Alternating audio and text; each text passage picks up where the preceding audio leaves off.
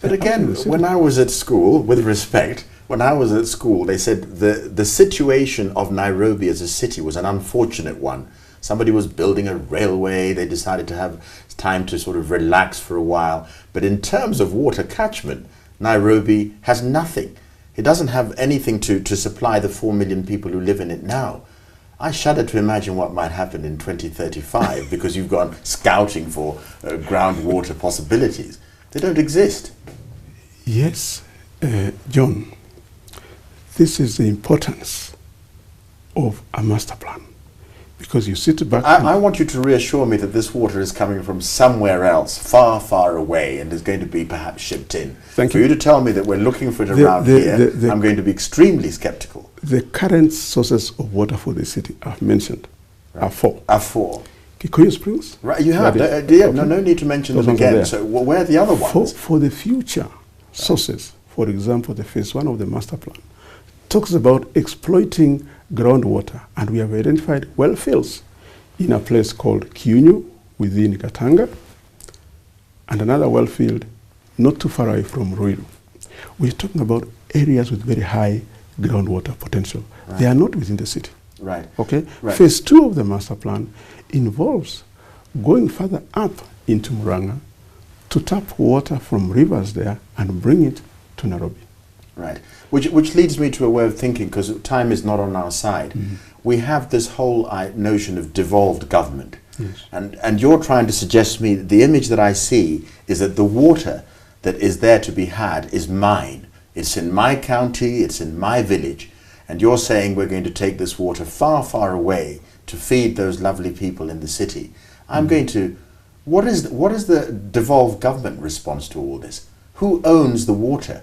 Is it the National Regulatory Board, which is you, or the county governments? Because there's a fight here. We don't have to wait years for it to happen. I'm going to say, don't take my water. I want my grandchildren to have it, because it's always been here. John, there are two things here. There's the water services, and there is the water resources. Now, the water services is clearly, under the new constitution, a function of the county government. That means the function to bring water to the consumer is not a function of the national government, it's a function of the county government. Now, water resources is a national government responsibility. So in terms of allocating abstraction rights, who uses what and how much and from where, that is a national government function. As a matter of fact, we have an authority called the Water Resources Management Authority. That institution is responsible to allocate the use of raw water in various rivers for various uses in this country. Just saying that in the same way that people are trying to change the constitution so that they can give themselves slightly more money, I think there'll be changes in the constitution to make sure that this authority doesn't have its way. And you as planners should be able to foresee that. You're saying national government says do this, and by rights the citizens are going to turn to line.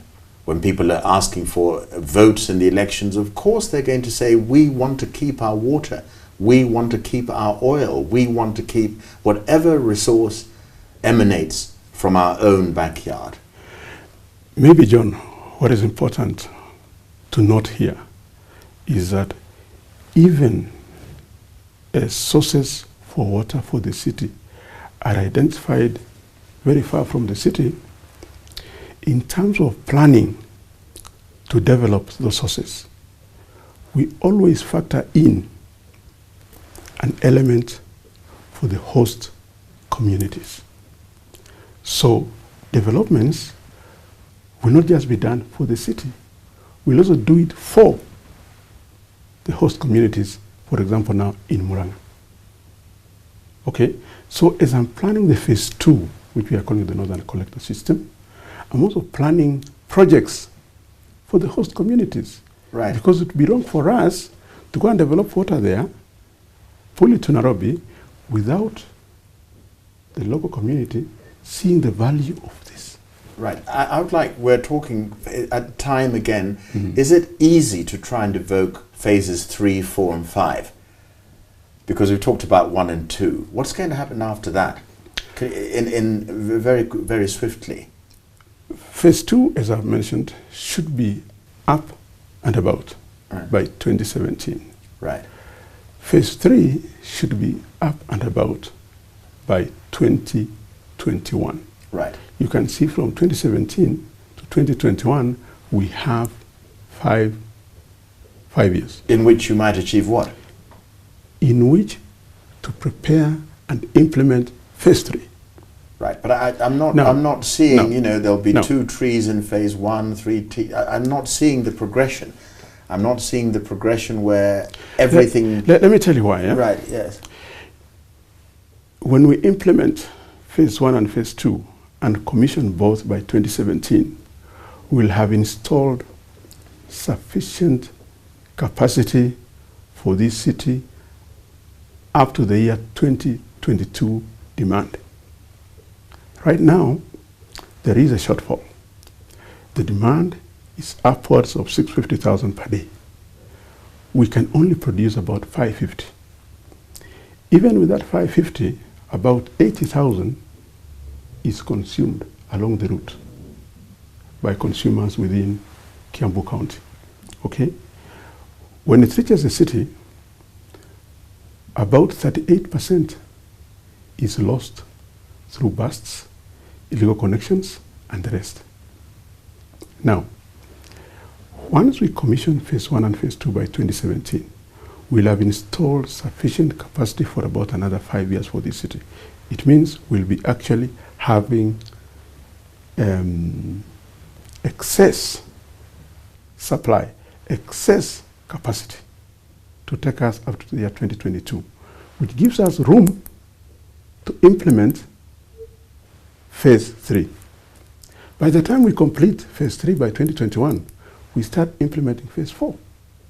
Right. So you see, it takes us ahead. It takes us ahead, you're always in it, but I'm going to say, put it in the most simplistic language you possibly can. What would you say to reassure the citizens of Nairobi that they will have enough water in the future? When is it going to happen? Because it's not happening now. Thank you. The fourth Nairobi water supply, comprising phases 1 and 2, is being implemented. It will be commissioned by 2017. And I've said by that time, we then have sufficient supply for this city up to the year 2022. From that point, we're very convinced that we'll be able to implement phase 3 by 2022. Yes. We've also done a clear financial modeling to assess our position with respect to financing our own investments using revenues we collect from consumers. And our projections are that by the year 2025 there, we're actually able to roll out these projects on our own. Engineer Malaquen Milgo, not enough time, but thank you so very much for having come on the JSO interview. Thank you, John.